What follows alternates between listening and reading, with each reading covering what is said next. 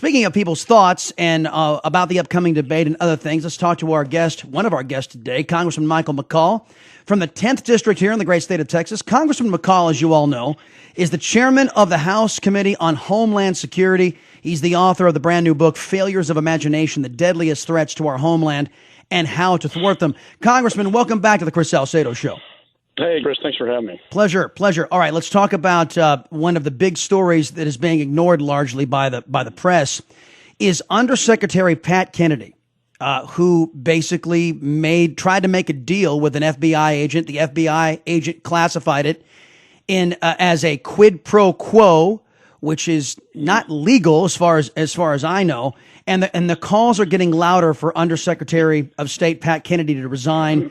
Number one, what is your thinking on that? And then about the broader implications about Hillary's team and the State Department and the corruption going on there and trying to get Mrs. Clinton off from facing charges. And I believe clearly she broke the law. What do you think? Well, I called for his resignation yesterday. I read the FBI, it's called a 302. It's their report from the FBI agent. And this is a lower level agent who's getting, snubbed by the higher ups in the FBI. We've seen that happen recently. And basically what he says is that Patrick Kennedy wanted to change the classification on some of Hillary's emails. And in exchange, he would offer more favorable posts to the FBI overseas. I think the FBI wanted more agents in Iraq, for instance, and that deal was discussed. And, when an agent uses the word quid pro quo, as a federal prosecutor, that by definition is illegal, a quid pro quo. So this should automatically be opened as a criminal investigation within the Department of Justice. But we've seen how this Justice Department has dealt with justice, and it's a political machine at this point in time. There is I'll say this too, Chris. I mean, Patrick Kennedy was also everything that happened at Benghazi, and I questioned him before the Foreign Affairs Committee. Everything that happened in Benghazi kind of bottlenecks through him, and he sort of acts as a buffer or protector, if you will, for Hillary Clinton. And she could sort of deniability say, I didn't see any of this stuff. And it all went to Patrick Kennedy. This is a guy that's right in the middle of all this stuff. Yeah. The last time you and I spoke, you had expressed that you were disappointed in James Comey. Now we're hearing stories of career FBI agents not at all happy with the agency being dragged through the mud, their reputations being dragged through the mud, all in service to Hillary Clinton escaping prosecution. Have you heard from some of these FBI agents in your capacity, and what are they telling you?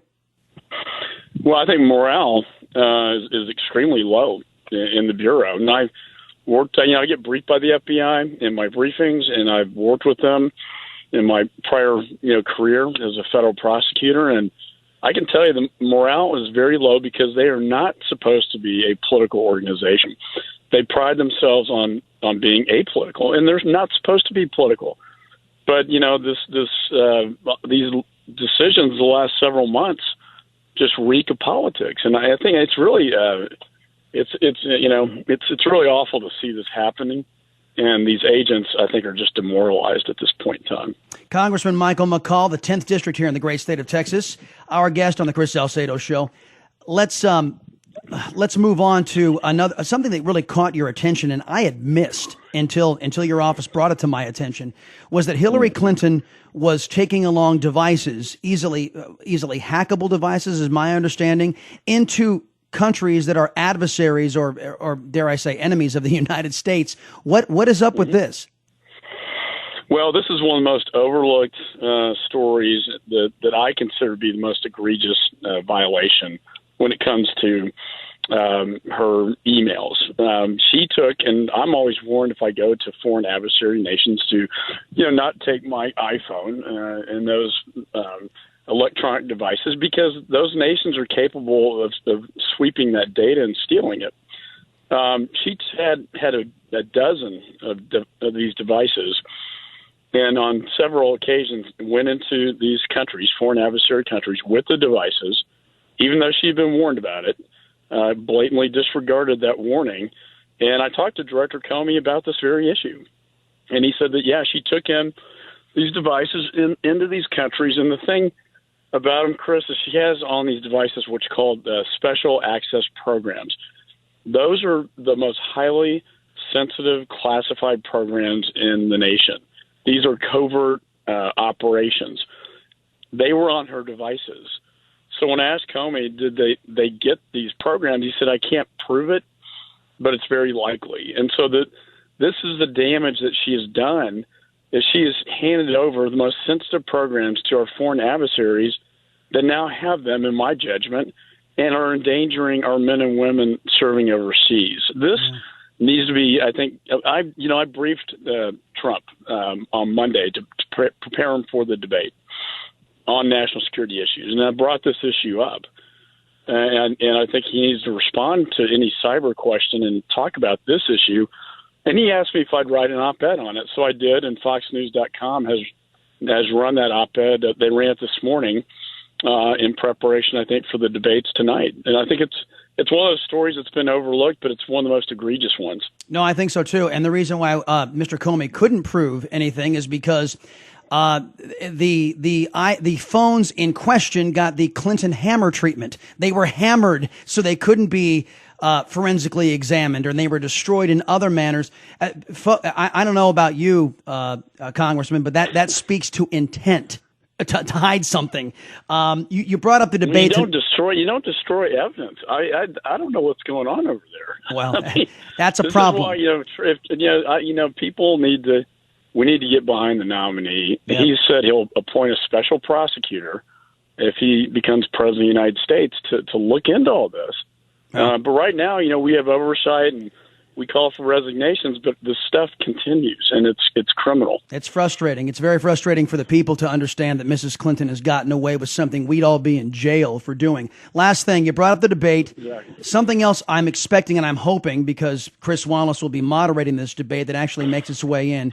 You are a Catholic. I am a Catholic. And it's something we've called the Democrats' war on Catholics, where a lot of Hillary Clinton staffers who will be in government if she wins the day, they will be making decisions in government, have admitted that they have inspired and funded, I should say, fake Catholic groups to, in their words, cause a revolution in the church that you and I share as a faith.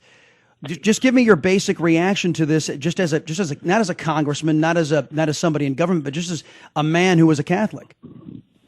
Well, the Catholic, I just find this personally offensive. And this has to do with religious freedom and liberty. And now you have, the irony here, Chris. Here we have the Democratic Party. You had a Democrat president, John F. Kennedy, who, when he ran for president, was criticized for being a Catholic. He overcame that stigma, and now this is how far the Democratic Party has gone. Is now the party of Kennedy now is attacking Catholics. I mean, this one, I don't know where this came from, but you're right. It's in these emails that were leaked out, and I just find it personally offensive. Failures of imagination, the deadliest threats to our homeland, and how to thwart them. Congressman Michael McCaul, sir, thank you for carving out time here on the Chris Salcedo Show. Hey, great to be with you. Thanks for having me.